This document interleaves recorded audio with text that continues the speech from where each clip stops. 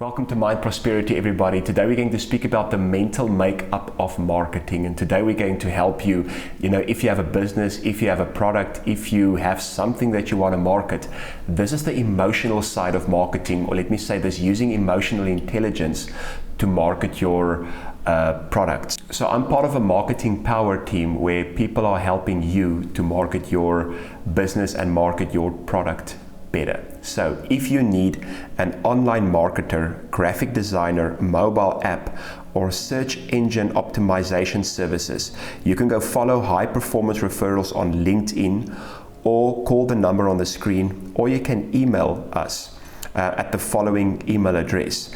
And this is a place that will help you to market your company, to market your business, and to market your product in a great and an amazing way. So today we're going to speak about the mental makeup of marketing, or how to use emotions or emotional intelligence in marketing. Jubai Chernoff said the following: good marketing makes the company look smart, but great marketing makes the customer feel smart. Have you ever had anybody contact you and they try to market something, and then almost like at the end of it, you feel very bad? They almost make you feel like, you know nothing, what you are using is so bad, and they kind of make you feel unintelligent at the end of the day. But good emotional marketing doesn't do that. Good emotional marketing doesn't make a person feel bad. So here's the question: when you market your business, when you market your product, at the end, do people feel good talking to you?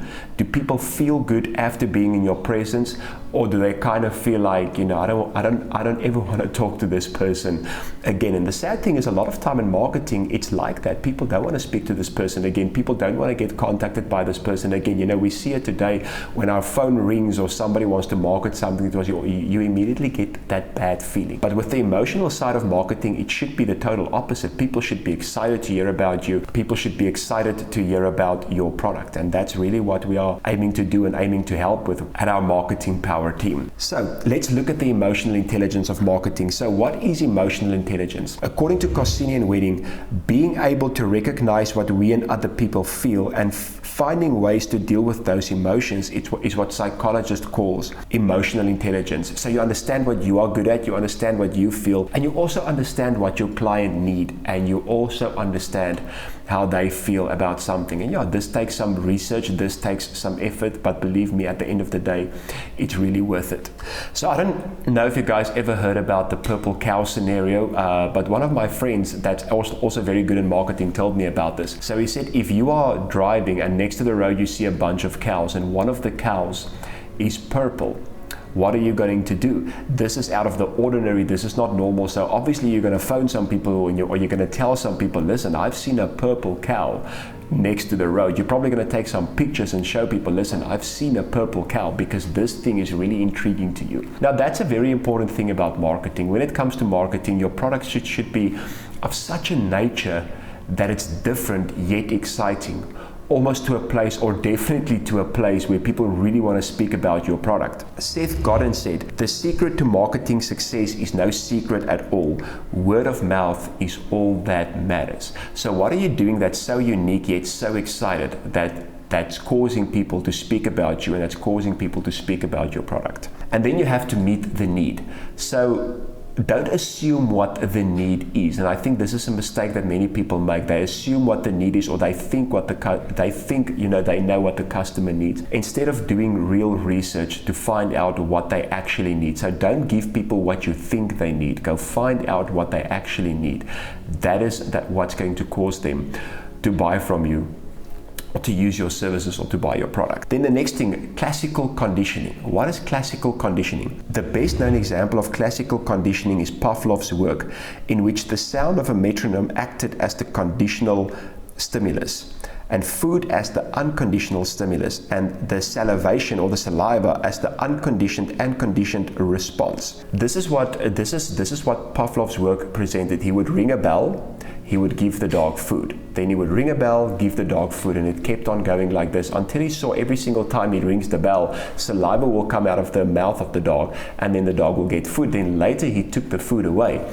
The ring of the bell still produced the saliva, meaning the ring of the bell caused the dog to expect food. So the ring of the bell had some kind of reaction. So when we look at marketing, when we look at your logo, when we look at your product, when we look at your face, when we look at what you are doing, every single time there should be a reaction. So when it comes to classical conditioning, I want you to see your logo or your brand or your company name as that bell that's ringing, and every single time that bell is ringing, like the saliva of the dog, there's going to be an emotional response. So you want to ask yourself the question, what do I want that emotional response to be? And that is good emotional marketing at the end of the day. Every single time people see you, every single time people hear about your product, there should be a good emotional response. There should be an exciting emotional response. And then evolutionary psychology is very important when it comes to marketing. So what is that? According to Sud and Gill, evolutionary psychology aims to answer the question as to why a particular behavior, cognition, or emotion exists, rather than only answering how it operates or what it results in, giving that it exists. So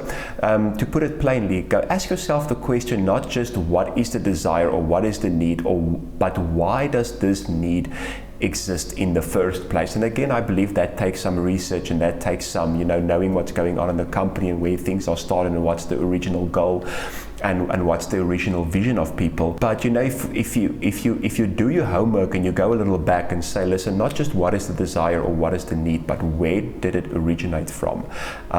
We've seen and we've experienced that can actually open a lot of doors for you.